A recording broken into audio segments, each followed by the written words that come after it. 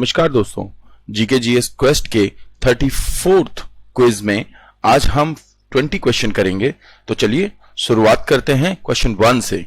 भारतीय मूर्तिकला की गांधार शैली किससे संबंधित है? The Gandhara style of Indian sculpture is related to A भारतीय और फारसी, बी भारतीय और तुर्की, सी भारतीय और ईरानी और डी भारतीय और यूनानी। तो गांधार शैली जो है वो एक मिक्स्ड आर्ट के रूप में डेवलप हुई। तो आपको बताना है कि किस किस शैली से मिलकर के बनी। यूनानी और भारतीय आर्ट्स को मिला करके डेवलप हुई। कुषाण काल था जिस वक्त की मुख्य रूप से इनका डेवलपमेंट चालू हुआ। जब आप भारतीय मैप को देखते हैं तो उसमें आपको गांधार कला शैली का प्रभाव मुख्य रूप से ज्यादातर आपको मिलेगा नॉर्थ वेस्टर्न की तरफ, जबकि मथुरा कला शैली का यहां मिलेगा आपको उत्तर प्रदेश और उसके आसपास के क्षेत्रों में। तो आगे बढ़ते हैं, नेक्स्ट क्वेश्चन देखते हैं। जेरूसलम किस देश में स्थित है? In which country is Jerusalem located? तो option A Syria, B Israel, C Jordan और डी लेबनान। आपको यह बताना है जेरूसलम कहां पे है। फेमस है, ये कैपिटल है किसी एक इनमें से किसी एक जगह की। तो Jerusalem is the capital of Israel. Israel में जेरूसलम के बाद में दूसरा जो महत्वपूर्ण क्षेत्र है दैट इज तेल अवीव। नेक्स्ट क्वेश्चन देखते हैं, क्वेश्चन 3। उत्तर प्रदेश के प्रथम राज्यपाल कौन थे या थी? Who was the first governor of Uttar Pradesh? Option A Sucheta Kripalani, B Sarojini Naidu, C Padmaraj Naidu या डी आनंदीबेन पटेल। तो आपको इनमें से आंसर देना है कि उत्तर प्रदेश में सबसे पहले राज्यपाल यानी गवर्नर कौन थे या थी। जी, इसका आंसर होगा सरोजिनी नायडू। हालांकि अभी जो वर्तमान में है आनंदीबेन पटेल। तो आप समझ सकते हैं विमेन से विमेन तक फर्स्ट जो थी वो सरोजिनी नायडू थी, अभी वर्तमान में है आनंदीबेन पटेल। और सरोजिनी नायडू पहली महिला गवर्नर भी थी। अर्थशास्त्र का जनक किसे कहा जाता है? Who is called the father of economics? Option A Karl Marx, B David Ricardo, C Amartya Sen और डी एडम स्मिथ। आपको बताना है इनमें से कौन अर्थशास्त्र के जनक के रूप में जाने जाते हैं। आसान प्रश्न है। 1776 वर्ष था जब वेल्थ ऑफ नेशंस ये पुस्तक लिखी गई थी एडम स्मिथ द्वारा। इन्होंने अहस्तक्षेप का सिद्धांत दिया था। अहस्तक्षेप के सिद्धांत के द्वारा ये बताना चाहते थे कि मार्केट में दो शक्तियां होती हैं, एक होती है डिमांड और दूसरी होती है सप्लाई, और हमें इन्हें फ्री छोड़ देना चाहिए। इसी से प्राइस यानी कि कीमत का निर्धारण होता है। यही सिद्धांत है जिसके आधार पे जिसे मार्केट सिद्धांत के रूप में उस वक्त माना गया था, और मार्केट इकोनॉमी के जनक एडम स्मिथ थे। तो आप याद रखेंगे। अमर्त्य सेन भारतीय इकोनॉमिस्ट हैं जिन्हें कि पहला इकोनॉमिक के लिए नोबेल प्राइज मिला भारत में। वैसे पहला इकोनॉमिक्स का जो नोबेल प्राइज था वो रैगनर फ्रिस्ट को मिला था। डेविड रिकार्डो जिन्होंने लगान सिद्धांत दिया था, और कार्ल मार्क्स जिन्होंने कि भौतिकतावाद की बात की और मार्क्सिज्म का विचार दिया था। तो यहां पे आंसर होगा Adam Smith. Next question, Mughal बादशाह अकबर ने किस सिख गुरु को 500 बीघा जमीन अत्यधिक कम कीमत पर अनुदान में दी थी? Which Sikh guru was given 500 bighas of land by Mughal emperor Akbar at a very low cost? A Guru Gobind Singh, B Guru Nanak, सी गुरु रामदास और डी गुरु अर्जन देव। तो आपको बताना है कि इनमें से कौन थे जिन्हें की ये जमीन दी गई थी 500 बीघा। तो ये लगभग 1577 की बात है जिस वक्त में मुगल बादशाह अकबर थे, और इस वक्त में गुरु रामदास को ये जमीन दी गई थी, जहां पे कि बाद में चल करके अमृत सरोवर जो जहां पे एक पॉन्ड भी था, तो अमृतसर का गठन किया गया, और यहीं पे बाद में गोल्डन टेम्पल बनाया गया, अर्जन देव के नाम से जाना जाता है। तो नेक्स्ट, बंगाल के सुल्तान किस प्रसिद्ध कवि को गुणराज खान की उपाधि दी गई थी? तो ऑप्शन ए मालधर बसु, हलधर बसु, सनातन या चैतन्य महाप्रभु। यहां पे बताना है आपको कि कौन सा प्रसिद्ध कवि था जिसको गुणराज खान कहा गया था? जी, यहां पे आंसर होगा मालधर बसु। ये रुकनुद्दीन शाह थे जिन्होंने की ये उपाधि दी थी, आप याद रख लेंगे। रुकनुद्दीन शाह बंगाल में शासक थे और शाह डायनेस्टी में, तो इन्होंने मालधर बसु को गुणराज खान की उपाधि दी थी। इन्होंने कृष्ण विजय, मालधर बसु ने कृष्ण विजय नाम का ग्रंथ लिखा था, तो आप इस बात को याद रखेंगे। नेक्स्ट क्वेश्चन, वह प्रथम महिला स्नातक जिसने कांग्रेस को संबोधित किया था? The first female graduate who addressed Congress. Option A Annie Besant, B Kadambini Ganguly, C Sarojini Naidu, Sucheta Kripalani. आपको बताना है इनमें से कौन वो पहली फीमेल ग्रेजुएट थी जिसने कांग्रेस को संबोधित किया था। तो ये आप जानते हैं कि एनी बेसेंट वो पहली महिला थी जिन्होंने 1917 में कांग्रेस की अध्यक्षता की थी। कादम्बिनी गांगुली आंसर होगा इसका, ये पहली फीमेल ग्रेजुएट और डॉक्टरेट थी भारत की, और यही पहली ग्रेजुएट थी जिन्होंने 1890 में कांग्रेस को संबोधित भी किया था। जहां तक सरोजिनी नायडू की बात है तो 1925 में ये पहली फर्स्ट इंडियन महिला थी जिन्होंने कांग्रेस की अध्यक्षता की थी। और सुचेता कृपलानी के बारे में याद रखिएगा that she was the first CM, पहली सीएम थी ये महिला सीएम भारत में किसी भी राज्य की। नेक्स्ट क्वेश्चन, सिक्किम किस वर्ष भारत का अभिन्न अंग बनाया गया? In which year Sikkim was made an integral part of India? Option A 1971, 72, 75 और 63। तो आपको बताना है कि सिक्किम को किस वर्ष भारत का अभिन्न अंग बनाया गया। तो इससे ये बात तो क्लियर हो जाती है कि सिक्किम हमेशा से हमारा हिस्सा नहीं था। यहां पे 3 डेट्स आप याद रख सकते हैं, एक तो 1971, एक 1973 और एक 1975। पर आपको याद रखनी है 1975 जो कि इसका आंसर भी है। अभिन्न अंग तभी बना था, ये था जो कि कैप्चर डेट थी, ये था जो इन्फ्लुएंस डेट थी। तो आप याद रखेंगे, आपको याद रखनी है 1975 जब भारत में पूर्ण रूप से अभिन्न अंग के रूप में सिक्किम को शामिल कर लिया गया था वहां के राजा को अपदस्थ करके। नेक्स्ट क्वेश्चन, ग्रामीण अंगीकरण योजना किस बैंक ने चलाई थी? Which bank rain the rural adoption scheme?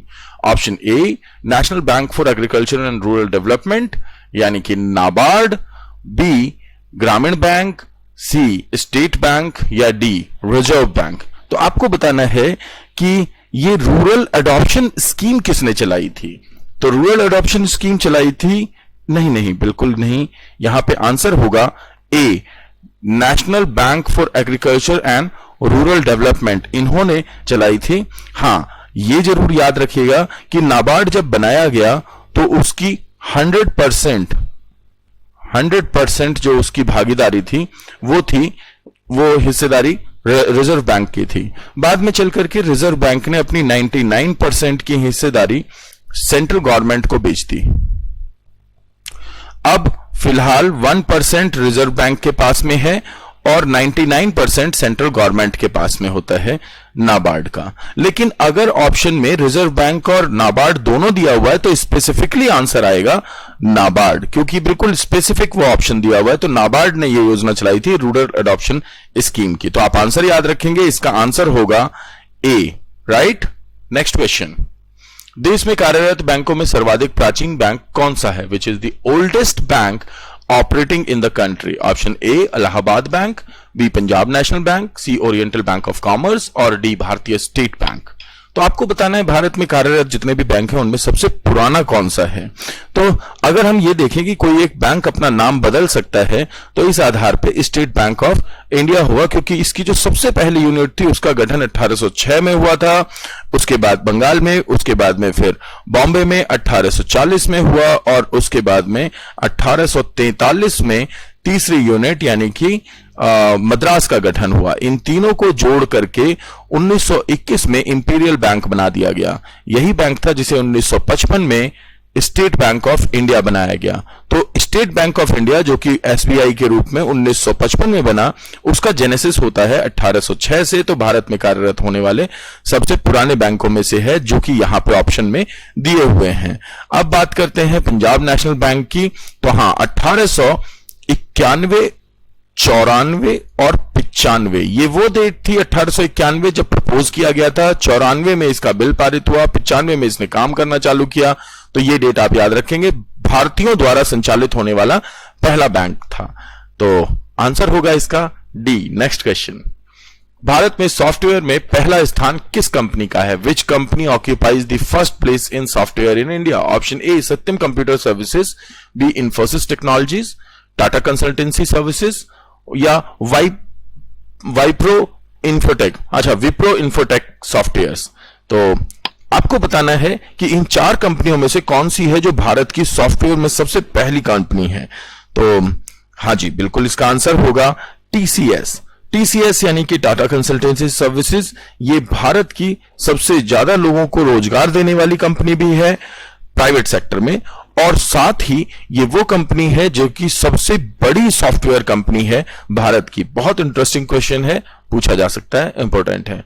चित्रकारी की पाल शैली के विषय थे। द थीम ऑफ द पाला शैली of paintings were, option A बौद्ध, सी बी जैन, सी लौकिक या डी दरबारी।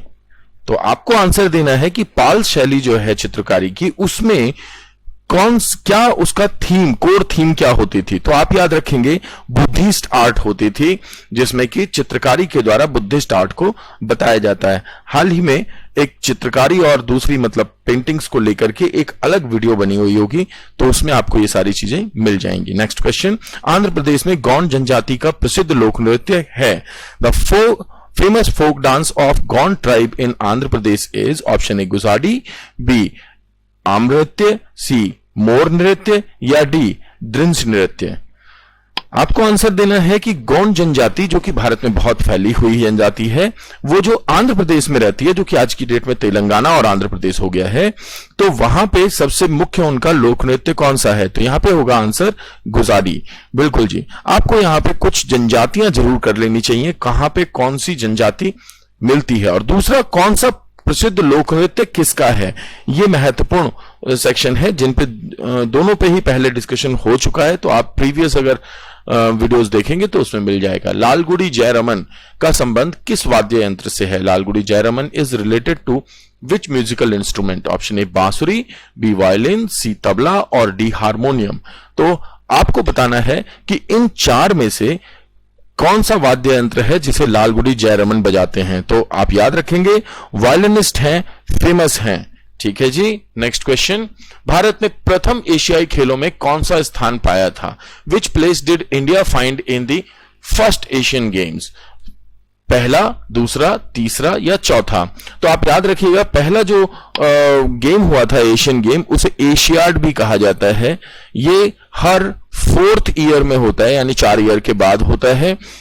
इसमें पहला स्थान था, जो पहले एशियन गेम्स हुए थे 1951 में नई दिल्ली में, तो इसके अंदर भारत का स्थान सबसे पहला था। भारत ने सबसे ज्यादा इसमें पदक जीते थे। काकड़ा पार योजना किस राज्य की है? Which state has the Kakrapar plan? Option A Odisha, Tamil Nadu, Gujarat या महाराष्ट्र। तो आपको बताना है कि काकड़ा पार योजना कहां पे काम करती है, कहां पे काम कर रही है। आप इसे याद रख सकते हैं कि भाई ताप्ती रिवर है, उस ताप्ती रिवर पर है। तो आंसर क्या है इसका? गुजरात है। याद रखेंगे ताप्ती रिवर पर यह बहुउद्देश्य योजना यानी कि मल्टी पावर प्रोजेक्ट के रूप में काम करती है। साथ में यहां पे एक न्यूक्लियर प्लांट भी है। आप अगर प्रीवियस वीडियो देखेंगे तो हमने डिस्कस किया हुआ है कि भारत के अंदर 7 न्यूक्लियर प्लांट हैं, जिसमें कि अभी हाल ही में बना एक कुडनकुलन भी है। अगर महाराष्ट्र की बात करें तो वहां पे तारापुर, गुजरात में काकड़ापार, तमिलनाडु में कल्पतम और कुडनकुलम, उड़ीसा में कोई भी परमाणु प्रोजेक्ट नहीं है। नेक्स्ट क्वेश्चन, राष्ट्रीय शोक दिवस कब मनाया गया? When was national morning day celebrated? Celebrated नहीं होगा, ऑब्जर्व्ड होगा, तो प्लीज थोड़ा ध्यान रखें। महात्मा गांधी के मृत्यु के दिन, ए, बी भारत विभाजन के दिन, सी बंगाल विभाजन के लागू होने के दिन या डी कांग्रेस विभाजन के दिन? आपको बताना है इनमें से कौन सा नेशनल मॉर्निंग डे था।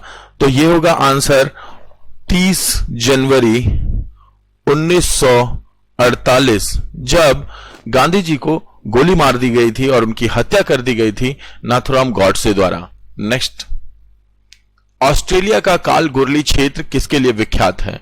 For whom is the Kalgoorlie region of Australia famous? Option A dairy उद्योग के लिए, बी मूंगे की चट्टानों के लिए, सी सोने की खानों के लिए, या डी इनमें से कोई नहीं।